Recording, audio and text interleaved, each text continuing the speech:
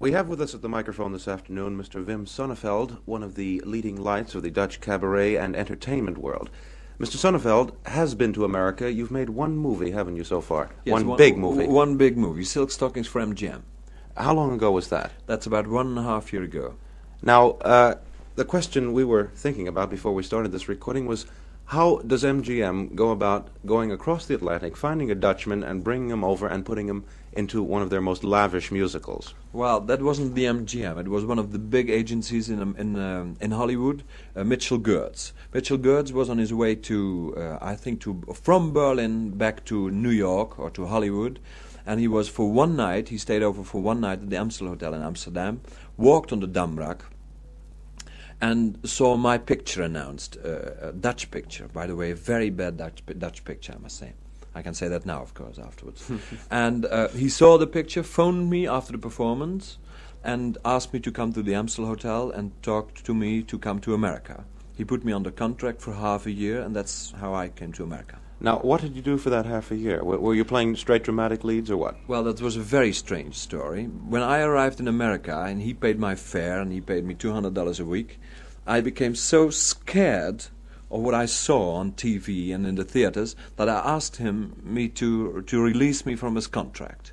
So I had to pay back the fare and a few $100s, and I stayed on my own. I was in Hollywood, and after running around with all the photographs to all the agencies and all the big film studios and producers, I got some little parts in a series of comedy series for TV, for NBC. After that, I worked in a theater in Hollywood, in the Turnabout Theater, which is quite a little famous theater in Los Angeles.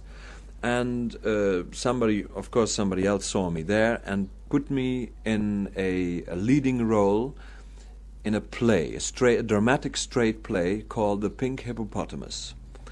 This was a play about the Hungarians being suppressed by the communists, a father who tried to get over the border from Austria to get his little son back to Vienna. The play was quite a success, not really a big success, but when in November came the real revolution, the Hungarian Revolution, NBC put on The Pink Hippopotamus again, and that's when the whole of America saw me in that play, and that's when I got a telephone call from MGM to come over and talk to them about a play, about a part in Silk Stockings. And we'll assume that Silk Stockings was quite a success for you. Now, yes.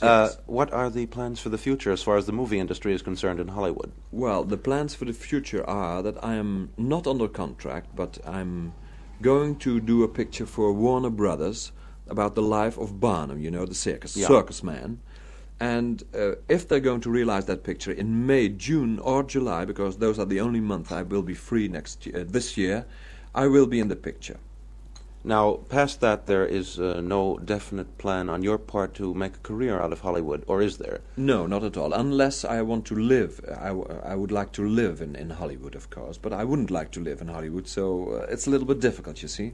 Now, you are also experienced, of course, in the world of theater here in Holland, which is a very nice lead-in for another question. Now, there's been talk going on of the possibility of your bringing the hit play My Fair Lady to Holland. Now, what is the story behind that? Well, the story behind that is that nobody realizes that Holland is just a very little country, that we can't afford to put on a real big production. So we are thinking about doing two things, putting on quite a big production or just Pygmalion with the songs from My Fair Lady. And another thing is that the authors of the adaptation of My Fair Lady, of Pygmalion, are asking a tremendous amount of money in advance for the rights. So at the moment we are fighting to pay a little bit less, you see. So, and they are ready to accept that only when the play has been done, the musical has been done in France, England, and in the movies.